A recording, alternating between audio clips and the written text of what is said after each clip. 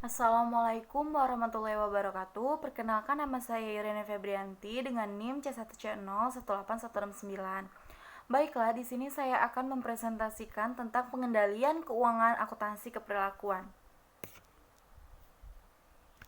Pentingnya manajemen keuangan. Manajemen keuangan adalah subjek yang sangat menarik saat kita mendekati abad ke-21. Radio dan televisi menyajikan cerita-cerita yang dramatis tentang pertumbuhan dan penurunan perusahaan-perusahaan, pengambilan perusahaan, dan berbagai jenis restrukturisasi perusahaan. Untuk dapat memahami perkembangan untuk ikut serta di dalamnya secara efektif diperlukan pengetahuan mengenai pengendalian keuangan. Pentingnya prinsip keuangan ini digarisbawahi dengan adanya perkembangan dramatis yang terjadi dalam pasar keuangan. Di sini ada fungsi keuangan, yaitu walaupun rincian bervariasi antar organisasi, fungsi keuangan yang utama adalah dalam hal keputusan investasi, perhitungan biaya, dan dividen untuk suatu organisasi. Tujuan manajer keuangan adalah untuk merencanakan guna memperoleh dan menggunakan dana serta memaksimalkan nilai organisasi. Ada beberapa kegiatan yang terlibat, yaitu yang pertama dalam perencanaan dan peramalan. Yang kedua, manajer keuangan harus memusatkan kegiatan kepada keputusan investasi dan perhitungan biaya. Lalu yang ketiga, manajer keuangan harus bekerja sama dengan para manajer lainnya agar perusahaan dapat beroperasi seefisien mungkin. Yang keempat, manajer keuangan menghubungkan perusahaan dengan pasar uang dan pasar modal. Selanjutnya, tugas pokok manajer keuangan adalah berkaitan dengan keputusan investasi dan perhitungan biaya. Fungsi keuangan dalam organisasi biasanya dipisahkan menjadi dua jabatan, yaitu bendahara dan administrasi pembukuan atau akuntansi atau kontroler. Selanjutnya ada definisi pengendalian keuangan. Definisi pengendalian keuangan yaitu sebagai suatu inisiatif yang dipilih yang akan mengubah kemungkinan dari pencapaian hasil yang diharapkan. Definisi pengendalian telah didasarkan pada konsep kepercayaan dan konsep kemungkinan.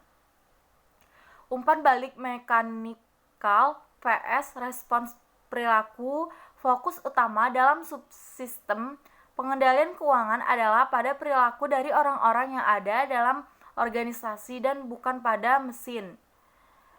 Lalu, perluasan konsep-konsep tradisional. Konsep-konsep pengendalian tradisional dalam akuntansi seringkali berarti bahwa hasil dari informasi akuntansi adalah langkah akhir dari peran akuntan.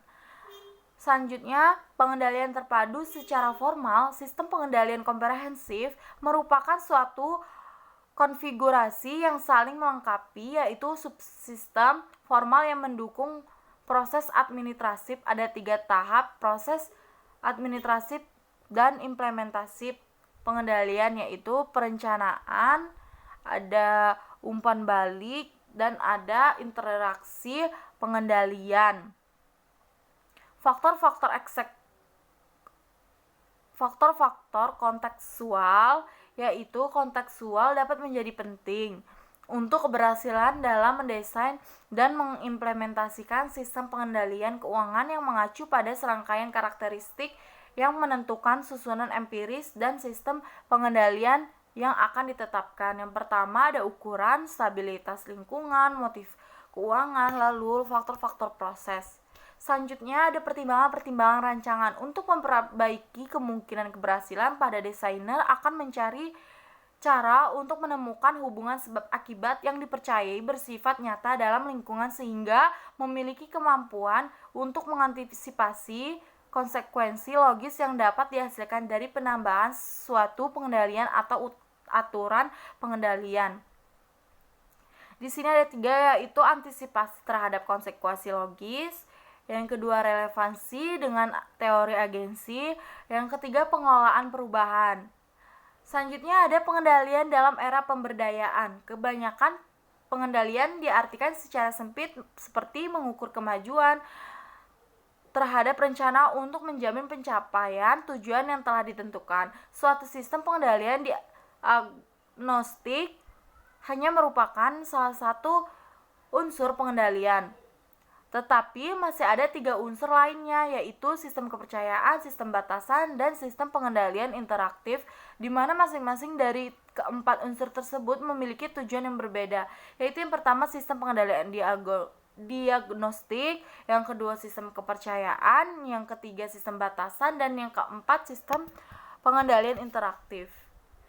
Selanjutnya ada penyeimbangan pemberdayaan dan pengendalian. Manajer yang efektif akan memberdayakan organisasi karena mereka percaya pada potensi dasar manusia untuk melakukan inovasi dan penambahan nilai. Manajer yang baik bekerja secara konstan untuk membantu para karyawannya meningkatkan potensi mereka. Selanjutnya yaitu di sini saya simpulkan pengendalian keuangan merupakan pengendalian yang penting bagi manajer karena laporan keuangan menyajikan ringkasan kegiatan organisasi di masa lalu. Manajer khususnya manajer puncak berkepentingan terhadap informasi ringkasan itu karena dia tidak perlu mengetahui kegiatan operasional organisasi.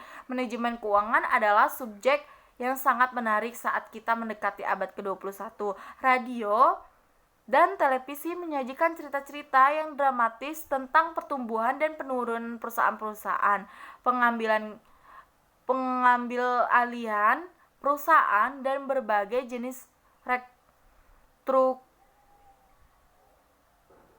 restrukturisasi perusahaan.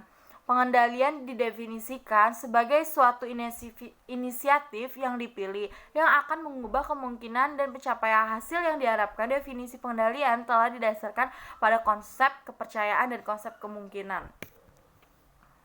Baiklah, sekian presentasi dari saya. Mohon maaf apabila ada kata-kata yang salah. Wassalamualaikum warahmatullahi wabarakatuh.